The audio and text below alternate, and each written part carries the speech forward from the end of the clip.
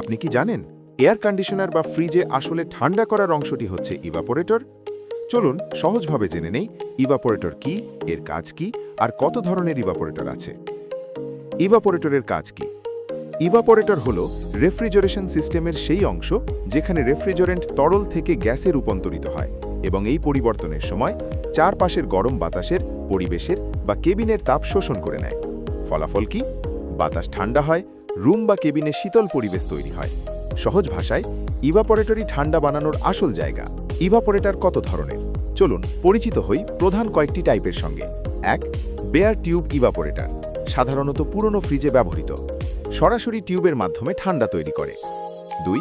ফেন্ড tube evaporator, টিউবের সাথে ফিন থাকে, বেশি হিট শোষণ করতে পারে, স্প্লিট ও উইন্ডো এসিতে বেশি ব্যবহার হয়। 3.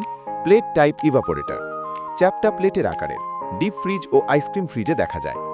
4. Shell and tube evaporator, industrial HVAC সিস্টেমে ব্যবহৃত, চিলার প্ল্যান্টে খুব জনপ্রিয়। ইভাপোরেটর কোথায় কোথায় ব্যবহার করা হয়? আপনি প্রতিদিন যেসব জায়গায় যান সেখানে ইভাপোরেটর আছে। Air conditioner, split, cassette, package, fridge ও deep fridge, cold storage, food processing বা ইন্ডাস্ট্রি, হাসপাতাল ও ডেটা সেন্টার এইচভিএসি সিস্টেম। মনে রাখবেন, কম্প্রেসর হলো সিস্টেমের মূল অংশ, কিন্তু ইভাপোরেটরই ঠান্ডা তৈরি করার আসল যোদ্ধা। ভিডিওটি ভালো লাগলে লাইক দিন, কমেন্ট করুন, আর এইচভিএসি টিপস পেতে ফলো করতে ভুলবেন না, কারণ প্রয়োজনে পাশে রয়েছে আইস মেকার ইঞ্জিনিয়ারিং। ধন্যবাদ সবাইকে, দেখা হবে পরের ভিডিওতে। Ice maker engineering, professional HVAC learning.